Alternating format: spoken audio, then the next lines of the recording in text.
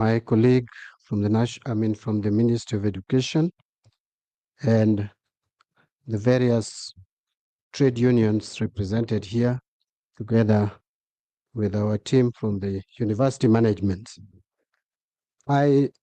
Chairman, really don't have much to say, and I will request, because I had indicated that I would be joining another meeting at 1:15, that I make a very short few remarks, short presentation, and if you'll allow me, I'll step out. If I'll be needed again, I will make myself available for whatever assignment I'll be needed to carry out. But let me make my formal submission as is the procedure. The National Treasury makes this submission on the funding of the 2017-2021 collective bargaining agreement for universities employees as follows.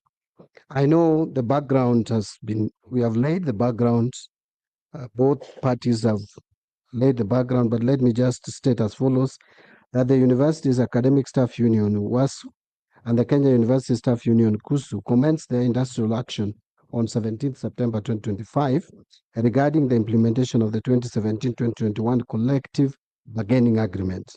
It is noted that on the 28th of October 2019, the Interpublic Universities Council Consultative Forum, IPUCCF, jointly with WASU and KUSU, computed and signed the cost of the CBA at 13.81 billion. However, the Salaries and Remuneration Commission, SRC, recommended 8.8 billion, as had been stated before. Consequently, the unions took the matter to the Employment and Labor Relations Court, arguing that the recommended amount was not adequate as it did not consider the annual increment and the resultant pension liability. The court, in its ruling delivered on 15th January 2021, concurred with the computation by the Joint Implementation Committee. Hence, the total cost of implementing the CBA was determined to be 16.57 billion, including pension liabilities. The government later lodged an appeal on the matter at the Court of Appeal regarding the ruling by the Employment and Labor Relations Court. The matter has been in court until on 10th of April 2025, when the Office of the Attorney General, through a letter, informed the State Department of Higher Education of the Court of Appeal's decision, which was delivered on 28th March 2025, dismissing the appeal and advised for implementation of the 2017-2021 CBA to avoid further litigation. Now, on implementation of this CBA, 2017-2021, to implement the CBA, the National Treasury has provided a total of about 8.8 billion as follows: 6.6 billion appropriated in financial year 2019-2020, and then later another 2.2 billion appropriated in financial year 21-22. So what are the actions following the collapse of the government's appeal at the Court of Appeal? Following that, the directive of the court, the State Department for Higher Education, in collaboration with SRC, IPUCCF, and the universities, have undertaken a verification exercise on the implementation of this CBA. The verification has confirmed that based on the court's ruling, a total of 8.8 billion was disbursed against a total requirement of 16.57 billion. And this has been confirmed by SRC in a communication dated 24th October 2025. In view of the foregoing, the State Department has written to the National Treasury for concurrence to settle the 7.76 billion outstanding disbursement for the 2017-2021 CBA in three phases, as set out here below. Financial year 25-26, 2.16 billion.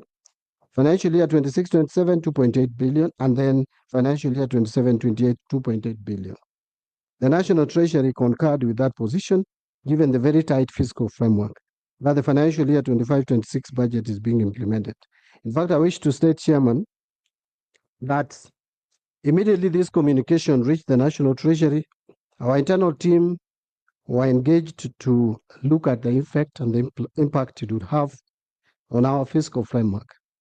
And having satisfied themselves that they'd done due diligence, this communication was made online to me. I was in Angola as a chairman, and I gave the approval online. However, since then, I was again reliably informed by my colleague, the Ministry of Education, that this offer was not accepted.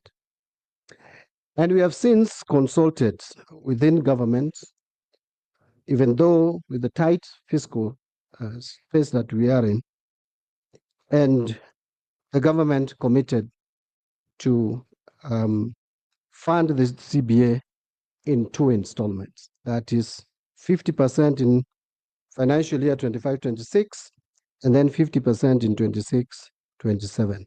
I wish just to state the following two additional information, Mr. Chairman. First, that the National Treasury would request that we make a commitment that we would be able to honor and respect.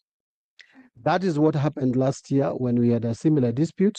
We committed ourselves, Mr. Chairman, to a phased payment of the CBA 21-25. And I think we are on track on that without any default. Mr. Chairman, it would interest this committee and the Kenyan public to note that our economic stability is improving. If you look at our macroeconomic fundamentals, are looking better than they were probably 2 or even 1 year ago.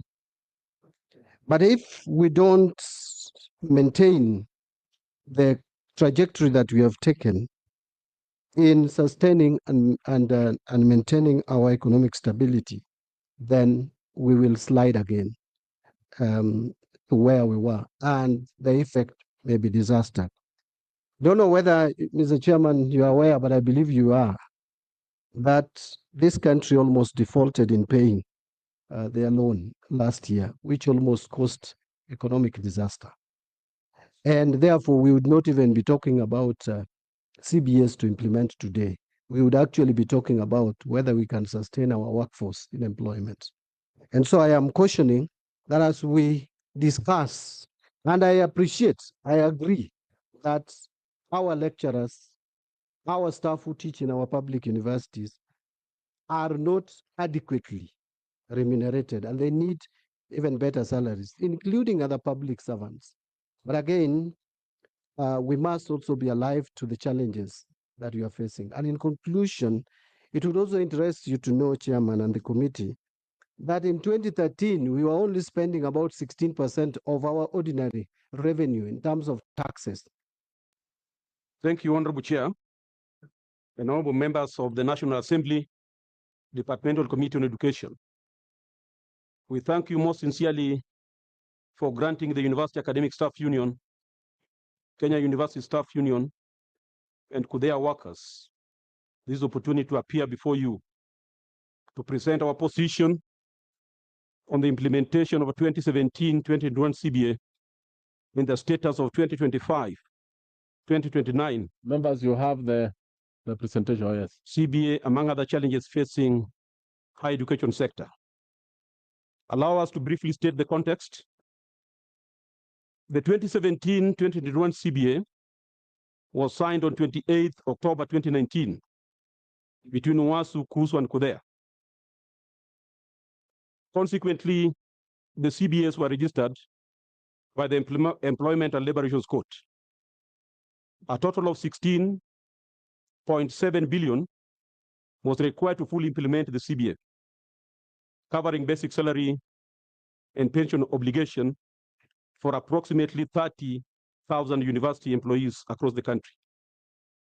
To finance the implementation of the 2017, the government initially allocated 8.8 billion for interim implementation, which was disbursed in 3 phases. The first phase, the government disbursed 6.6 billion. That covered 2017, 2018, 2018, 2019, and 2019, 2020 in the interim. The second phase and the third tranches of 2 billion and 200 million, respectively, were disbursed as part of monthly capitation with effect from July 2021. The initial, interim, and partial implementation of the CBA arose from the fact that Salaries and Remuneration Commission had in 2019 and 2020 understated to the Ministry of Education and the National Treasury that the total cost of implementing the CBA was 8.8 billion instead of 16.5 billion. This was despite the fact that in 2019, IPCCF, together with finance officers and the SRC technical team, had arrived at the cost of CBA to be 13.812 billion, exclusive of pension liabilities. As a result of that, this matter went up to the Employment and Labor Relations Court. And on 3rd July 2020, the Employment and Labor Relations Court directed that the CBA be implemented in the interim.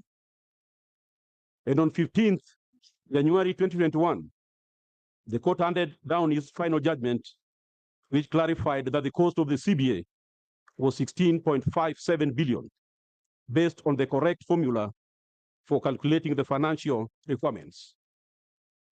Therefore, the court directed SRC, IPCCF, Ministry of Education, and National Treasury to work together and provide additional funds for the full implementation of the CBA. Thus, effective 15 January 2021, the issue would have been resolved, and the current crisis would have been averted.